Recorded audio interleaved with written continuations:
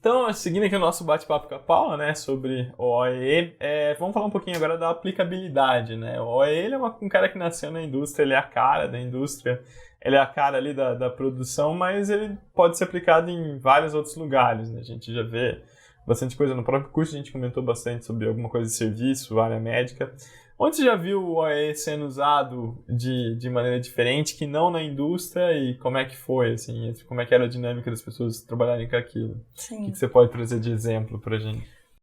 O OE a gente consegue utilizar, né, em vários, como você comentou, em vários ramos mesmo, né? Eu já vi aplicabilidade na área médica, né? A gente pode medir o OE, por exemplo, de uma sala de cirurgia, a gente pode, né, olhando para o tempo que está ocioso, o tempo que não está ocioso, o tempo que está realmente... da sala de cirurgia dá para fazer, é lindo. Uma mina de dinheiro, né? Sim, exatamente, é muito interessante. E você consegue, e ali você tem processos relativamente claros, então fica mais fácil de medir, né? Por que a gente sempre fala que começou na indústria? Porque a gente tem ali os processos bem definidos, fica mais fácil. Fica na Kajima trabalhar na indústria. Também. Mas a gente consegue medir. E numa cirurgia, né, ali no centro cirúrgico, a gente tem a mesma coisa, né? A gente tem todo um processo de como aquilo vai acontecer e a gente consegue medir o passo a passo e pensar em como a gente pode melhorar e linkar o OE com isso é muito interessante. A gente consegue coisas muito, muito legais. E além da área médica, né, que a área médica hoje em dia, né, de saúde, cada vez mais buscando né, como melhorar e buscando ferramentas relacionadas com muitas coisas que vieram, né, tiveram origem na indústria, mas que é muito legal a área de saúde, porque quando você olha, né, você vai salvar uma vida. Então, né, olhar para o OE como uma métrica disso é muito, muito interessante. Mas a gente tem a aplicabilidade, né? Eu já tive a experiência de algumas, além, né, dessa área médica, na área de e-commerce, né? Eu fiz alguns projetos em e-commerce e a gente consegue linkar o OE com os processos, linkar o OE com toda a parte, né? O e-commerce é um todo, né? Desde ali né, de como fazer o site, como fazer verdadeiramente o e-commerce, até a parte de entregar, né? Até a parte da logística. Precisa chegar na sua casa. Precisa chegar na sua casa, né? Você compra uma geladeira, você quer que chegue na sua casa. E você consegue parametrizar isso e conseguir desdobrar o AE em cima dessas metas. Você diz na logística? Na logística, principalmente, fica mais simples, né? O tempo que eu olho ali o meu processo de logística como um todo, desde a hora que você fez o pedido até a hora que foi entregue, né? Todo esse lead time, e aí eu consigo olhar qual que é, em cada processo, qual que é o OE, e depois pensar no OE global dessa entrega. Por exemplo, o OE do cara montar o picking, de fazer... Isso, exatamente, de montar, de fazer cada uma das etapas.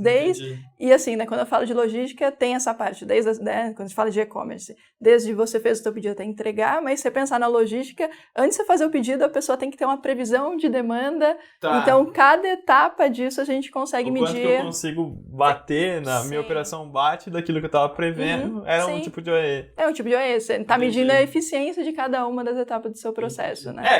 É como se você pensasse no VSM, né? Eu tenho as várias caixinhas do VSM para entregar alguma coisa, cada caixinha pode ter o seu OE. Ele foi projetado para ter determinado... é uma ideia criativa. Dá pra gente desdobrar isso para várias coisas. E pro e-commerce é bem interessante que tem de tudo, né? Tem a parte de trás do e-commerce, por exemplo, que é a produção de... né, cada coisa que você compra ali tem uma foto.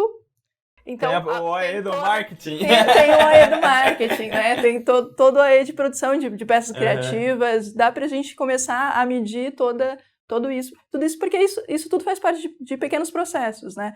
Que você tem um dono da área e tudo aquilo tem que convergir para aquela entrega final, que é o produto no site e depois o produto entregue na casa do cliente.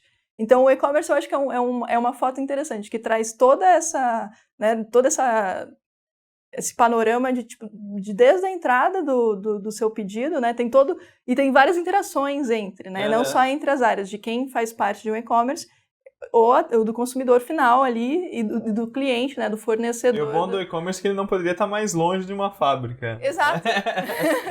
Exato. Então, a gente...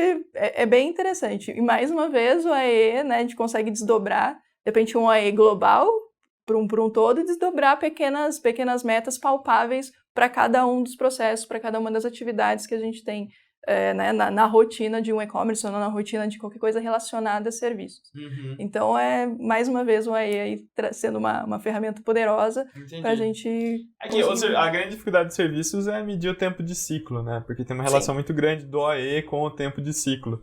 Se eu não sei quanto tempo que eu demoro que eu gasto para fazer uma atividade, eu não sei quanto, dentro de um tempo padrão, eu conseguiria fazer, né? Sim, por isso que tem um passo atrás, que é realmente fazer o mapeamento desses processos, entender como eles ocorrem, entender qual que é o tempo de ciclo que eles devem ocorrer, para que aquele limite final, quando você olha e fala de em 2 dias úteis, aquilo vai estar na sua casa, para realmente aquilo estar na sua casa em 2 dias úteis. Então, você tem um tempo de ciclo que você consegue parametrizar ali. Então, claro que não é tão claro e fácil como você tem numa fábrica, né, que você sabe exatamente, né, você consegue medir de maneira mais clara. E tem menos variação, né? Sim, mas de repente você está em picos, né, quando você fala de e-commerce, está num pico de um final de ano, você tem aí diferenças, algumas coisas tem que ser mais achatadas. Mas também te ajuda a entender seu pico, né, se durante o ano eu não consigo entregar 10 peças, o que eu espero que durante a Black Friday, sei lá como é a data importante do e-commerce, eu vou entregar 200% de OE. Exato. Isso é legal do OE também. Você consegue ver até que ponto você consegue chegar, né? Você não tem como você fazer mágica. Você está entregando 10 e, né, de um dia para o outro tem que entregar 200 peças. Não vai acontecer isso. Não vai. Então, eu aumento meu tempo de entrega, por exemplo. Então, isso tudo dá para você conseguir... Você consegue ter um panorama a médio e longo prazo também. Então, é bem interessante. Legal. Já que a gente tocou no assunto, como é que você vê essa mudança? Às vezes a gente tem pequenas melhorias que mudam o tempo de ciclo, né? Ou muda que na prática isso aumentaria a minha capacidade.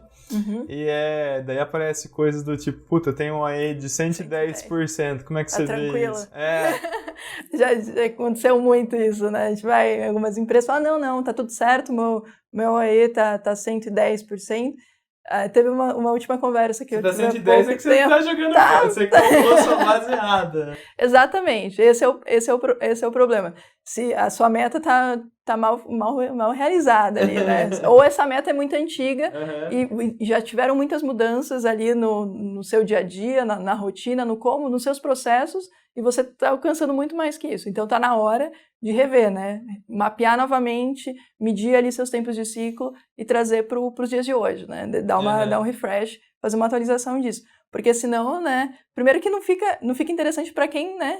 Para você olha para aquilo, você fala 110%, o que eu preciso, né? Já estou entregando mais do que eu deveria. Sim. E na verdade, provavelmente, se você recalcula... Você tá no 10%. Você tá bem baixinho, né? A sua capacidade que você tem de entrega, você já deve estar bem aquém daquilo. Entendi. Então, é sempre estar revisitando. Você sempre tem que estar olhando... É um indicador vivo. Né? Exatamente. Não está escrito na pedra aquilo.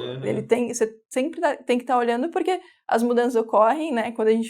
Principalmente quando a gente fala de empresas que estão olhando para melhoria, olhando para mudanças, isso tem que ser automático. A gente tem que olhar para aquilo e sempre não, beleza, eu fiz essa alteração aqui, então o meu OE ele vai alterar. Então vamos dar uma recalculada, meu tempo de ciclo está alterando aqui, recalculo, para sempre ter aquilo vivo e uma meta plausível, senão bater 110% não é legal.